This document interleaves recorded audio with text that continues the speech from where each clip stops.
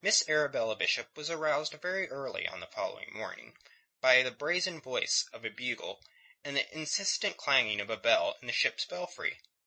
As she lay awake, idly watching the rippled green water that appeared to be streaming past the heavily glazed porthole, she became gradually aware of the sounds of the swift, laboured bustle, the clatter of many feet, the shouts of hoarse voices, and the persistent trundlings of heavy bodies in the wardroom immediately below the deck of the cabin.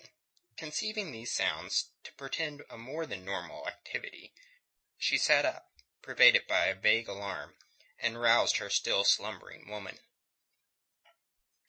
In his cabin on the starboard side, Lord Julian, disturbed by the same sounds, was already astir, and hurriedly dressing.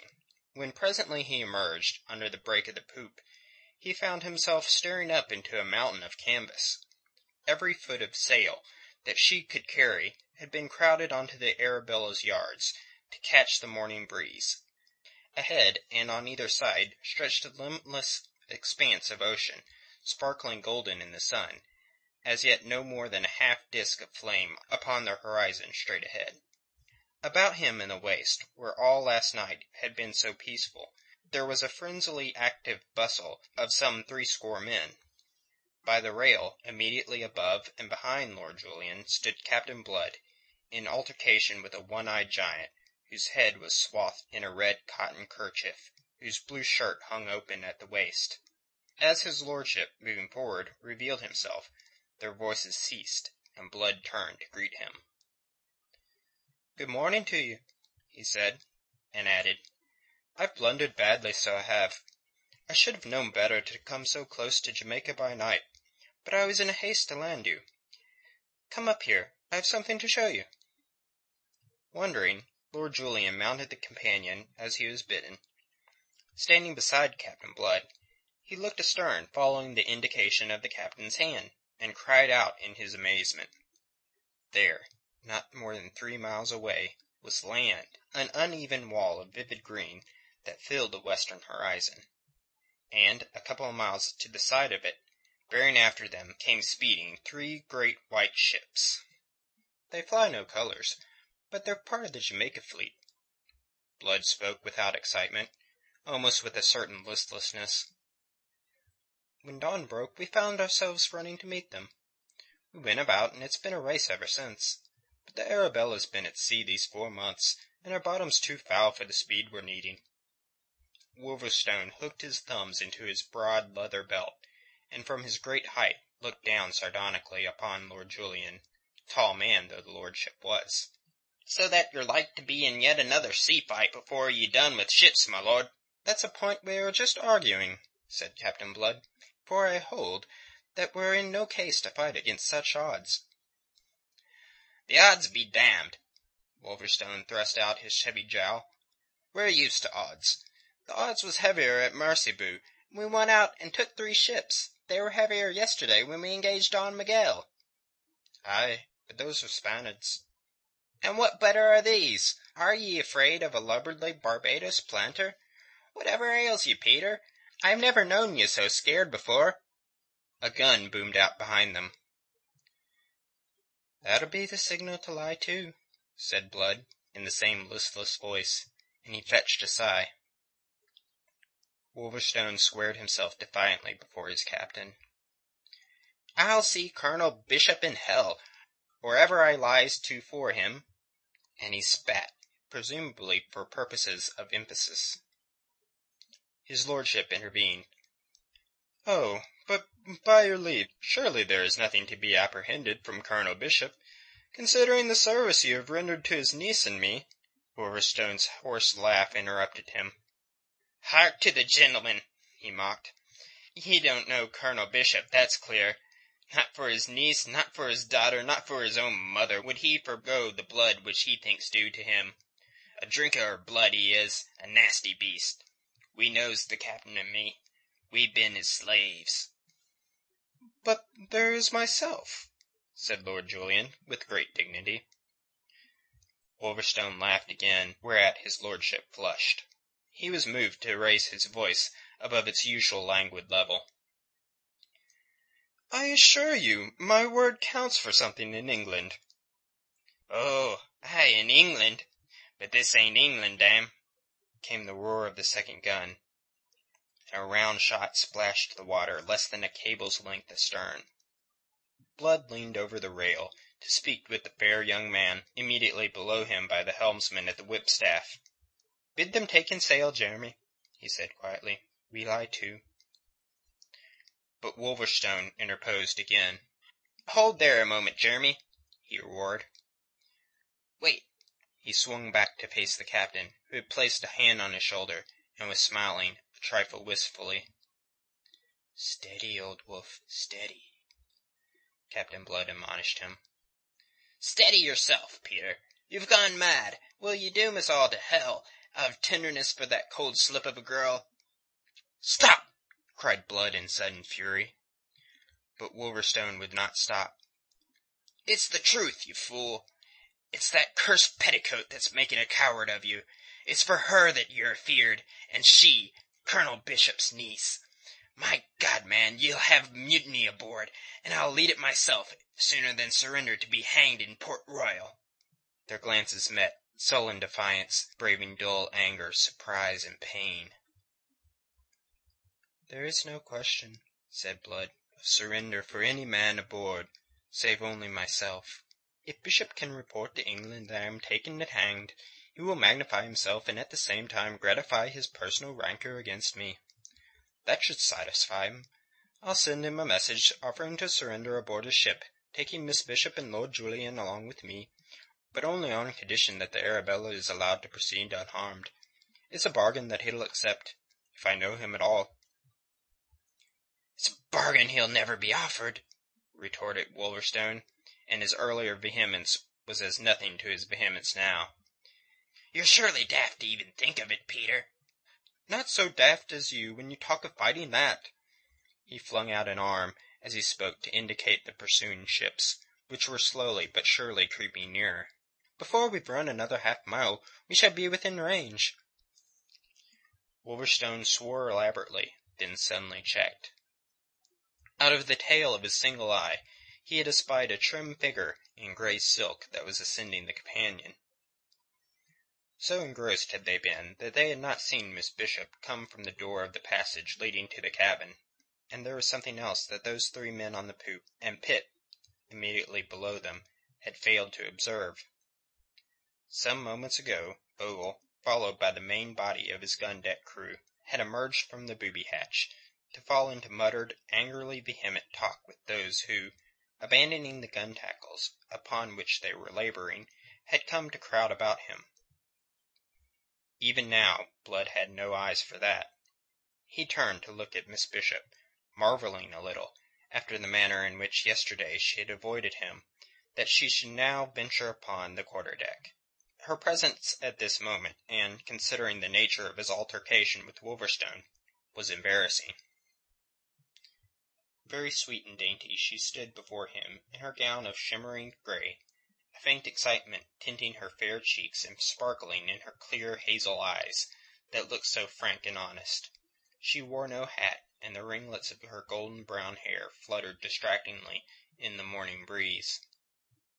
Captain Blood bared his head and bowed silently in a greeting, which she returned composedly and formally. "What is happening, Lord Julian?" she inquired. As if to answer her, a third gun spoke from the ships towards which she was looking intent and wonderingly. A frown rumpled her brow. She looked from one to the other of the men who stood there so glum and obviously ill at ease. "They are the ships of the Jamaica fleet," his lordship answered her. It should have in any case been a sufficient explanation, but before more could be added, their attention was drawn at last to Ogle, who came bounding up the broad ladder, and to the men lounging aft in his wake, all of which instinctively they apprehended a vague menace. At the head of the companion, Ogle found his progress barred by Blood, who confronted him, a sudden sternness in his face, and in every line of him. "What's this?" the captain demanded sharply. "Your station is on the gun-deck. Why have you left it?" Thus challenged, the obvious truculence faded out of Ogle's bearing, quenched by the old habit of obedience and the natural dominance that was the secret of the captain's rule over his wild followers. But it gave no pause to the gunner's intention. If anything, it increased its excitement.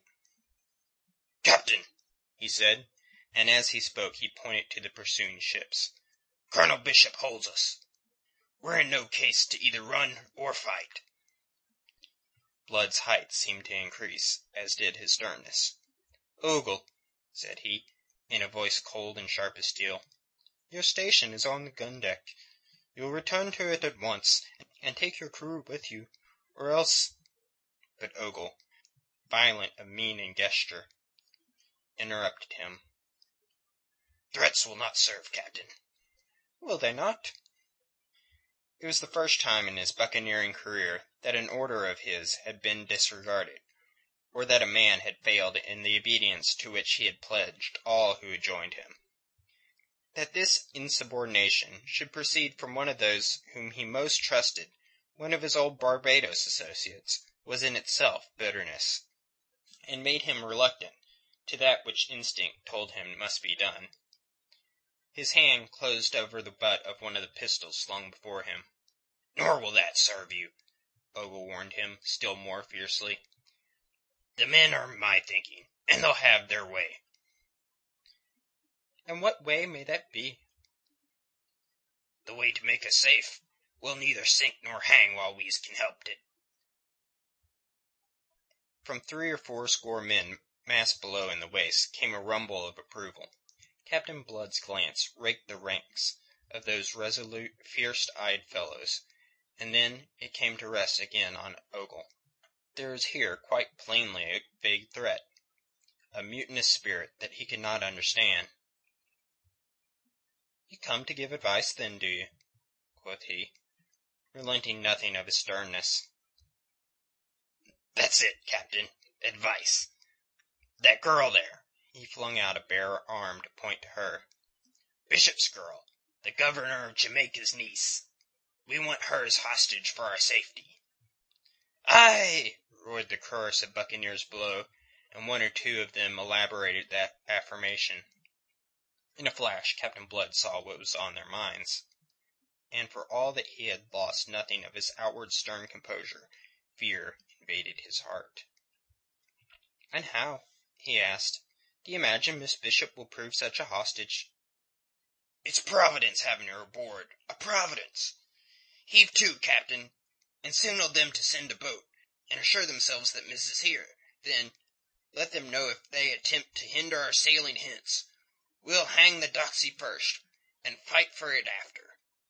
That'll cool Captain Bishop's heat, maybe." "And maybe it won't." Slow and mocking came Wolverstone's voice to answer the other's confident excitement, and as he spoke, he advanced to Blood's side, an unexpected ally. "Some of them dogcocks may believe the tale." He jerked a contemptuous thumb toward the men in the waist, whose ranks were steadily being increased by the advent of others from the forecastle. "Although even some of them they should know better, for there's still a few was on Barbados with us, and are acquainted like me and you with Colonel Bishop. If you're counting on pulling Bishop's heartstrings, you're a bigger fool, Ogle, than I always thought you was with anything but guns. There's no heaving to for such a matter as that, unless you wants to make quite sure of our being sunk.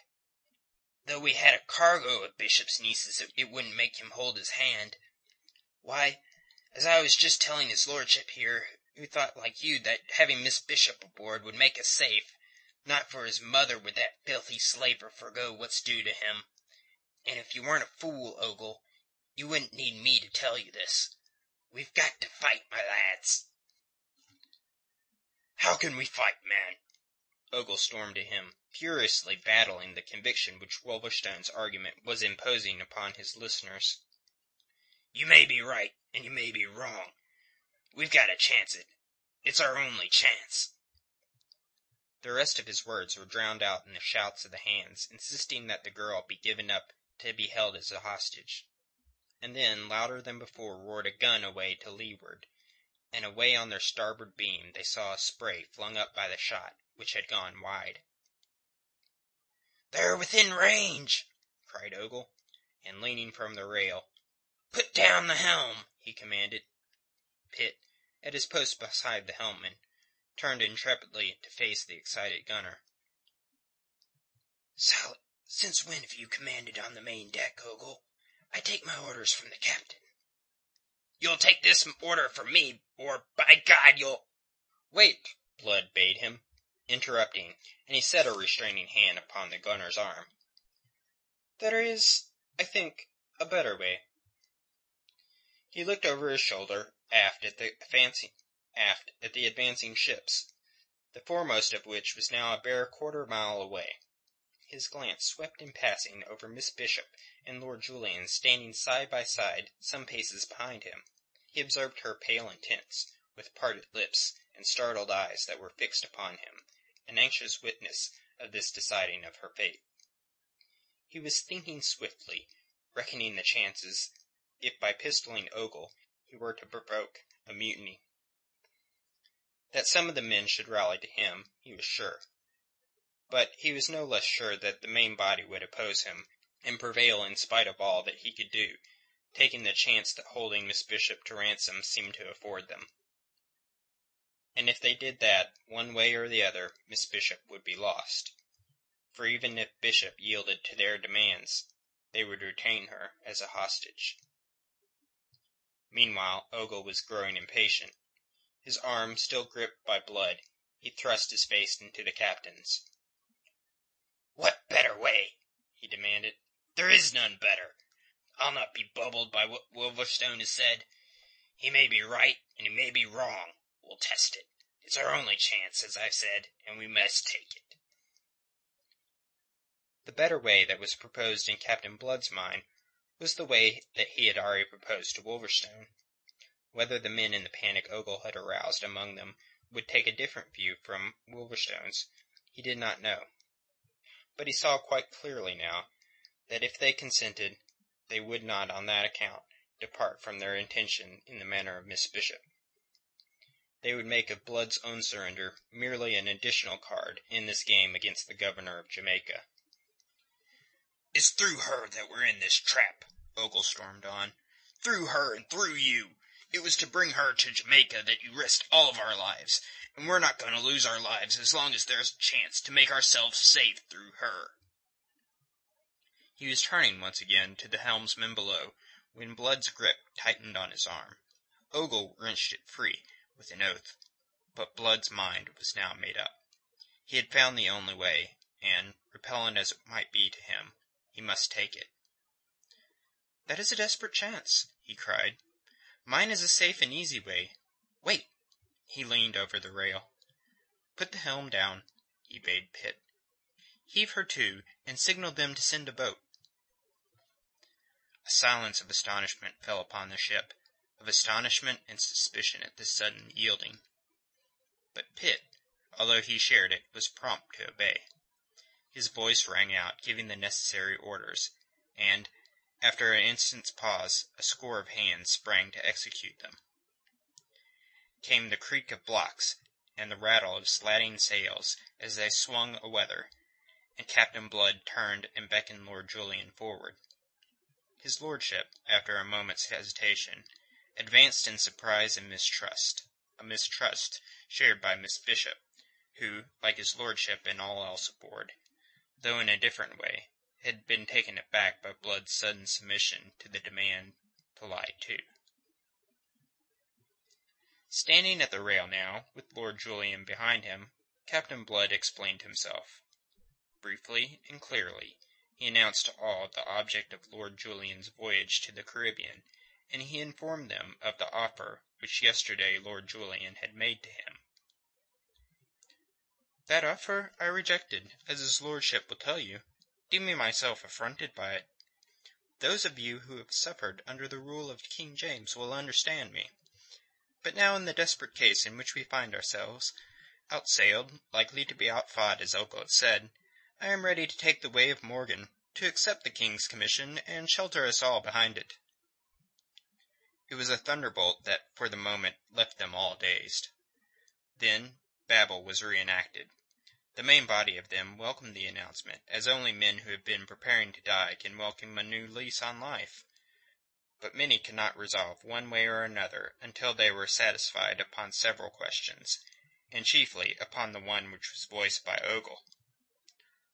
"Will Bishop respect the commission when you hold it?" It was Lord Julian who answered. "It will go very hard with him if he attempts to flout the king's authority.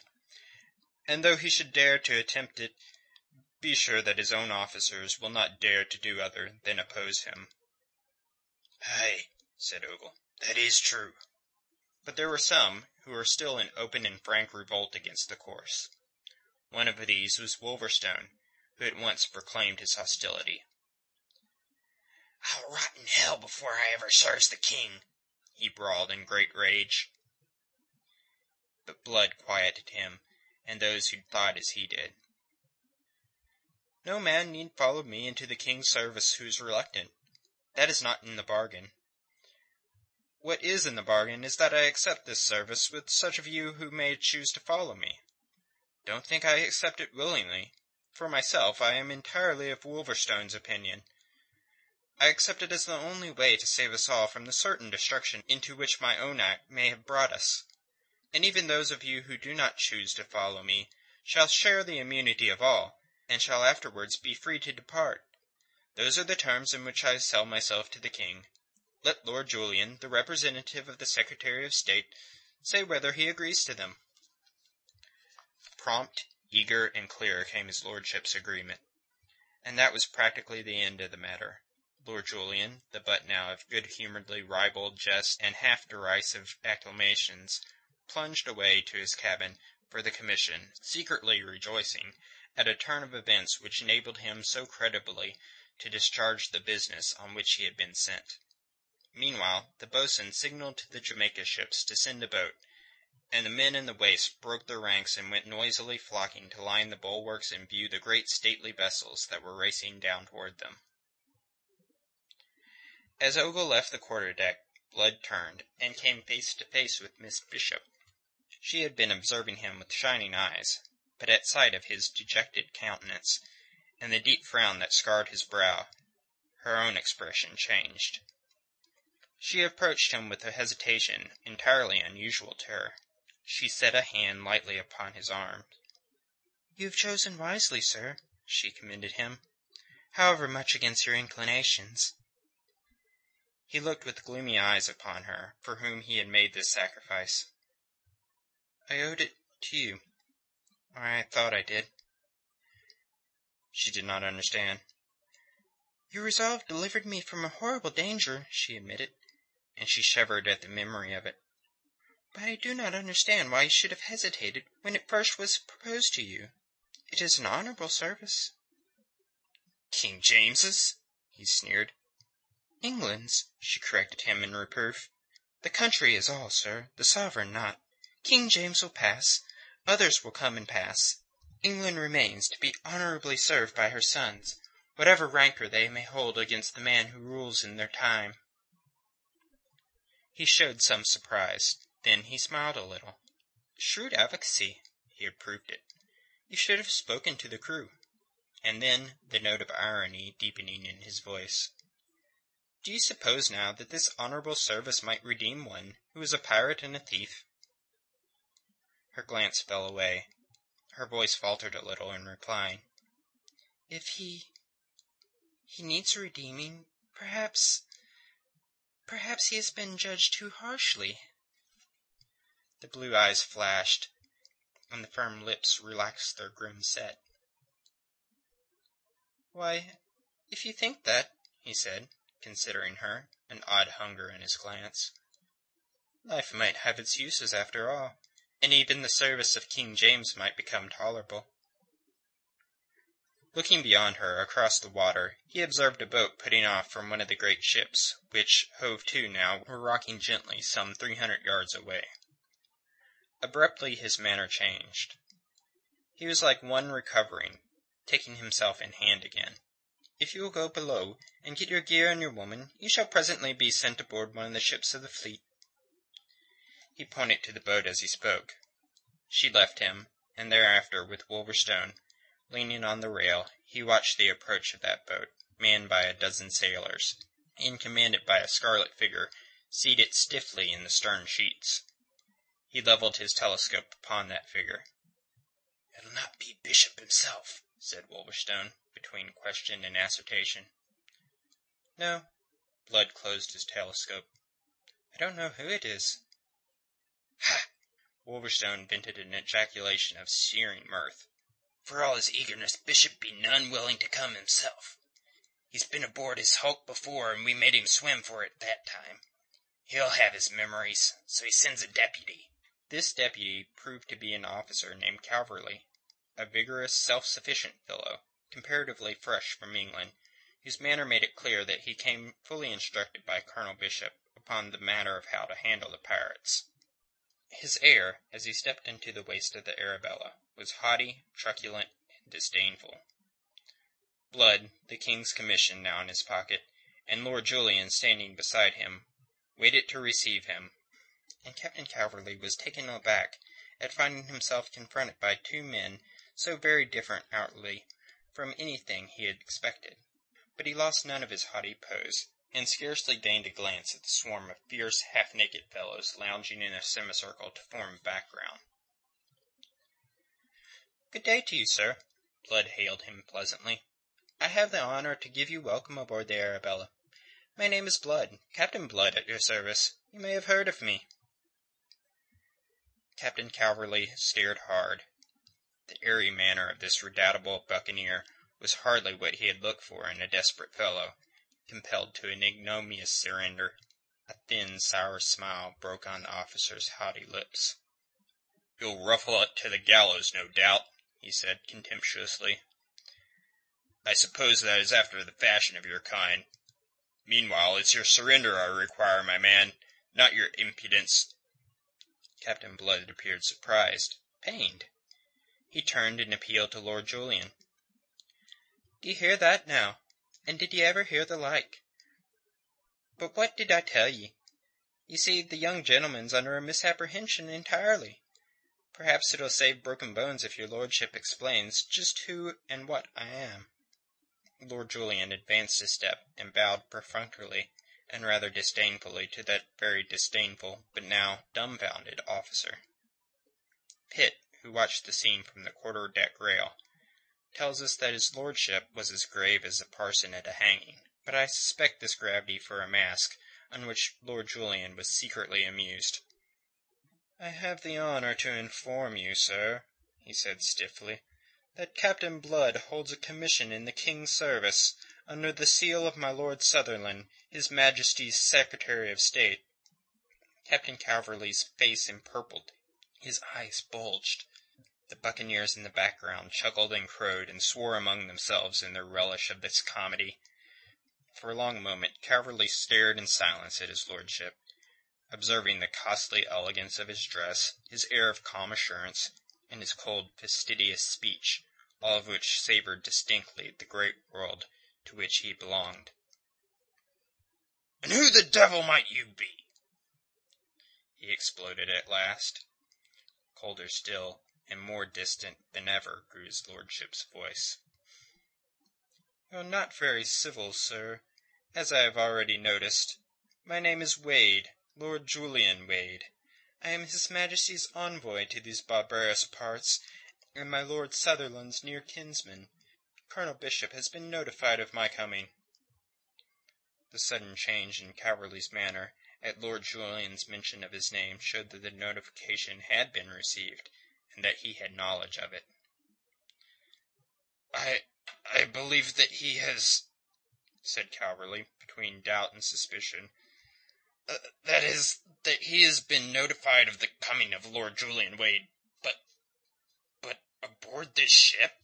The officer made a gesture of helplessness, and, surrendering to his bewilderment, fell abruptly silent. "I was coming out on the Royal Mary." "That is what we were advised." "But the Royal Mary fell a victim to a Spanish privateer, and I might never have arrived at all but for the gallantry of Captain Blood, who rescued me." Light broke upon the darkness of Calverley's mind.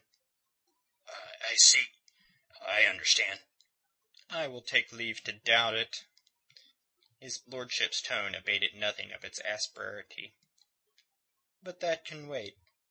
If Captain Blood will show you his commission, perhaps that will set all debts to rest, and we may proceed. I shall be glad to reach Port Royal." Captain Blood thrust a parchment under Calverley's bulging eyes. The officer scanned it, particularly the seals and signature. He stepped back, a baffled, impotent man. He bowed helplessly. "I must return to Colonel Bishop for my orders," he informed them. At that moment a lane was opened in the ranks of men, and through this came Miss Bishop, followed by her woman. Over his shoulder, Captain Blood observed her approach. "Perhaps, since Colonel Bishop is with you, you may also convey his niece to him. Miss Bishop was aboard the Royal Mary also, and I rescued her together with his lordship. She will be able to acquaint her uncle with the details of that and the present state of affairs." Swept thus from surprise to surprise, Captain Calverley could do no more than bow again. "As for me," said Lord Julian, with an intent to make Miss Bishop's departure free from all interference on the part of the buccaneers, "I shall remain aboard the Arabella until we reach Port Royal. My compliments to Colonel Bishop. Say that I look forward to making his acquaintance there." End of chapter 21.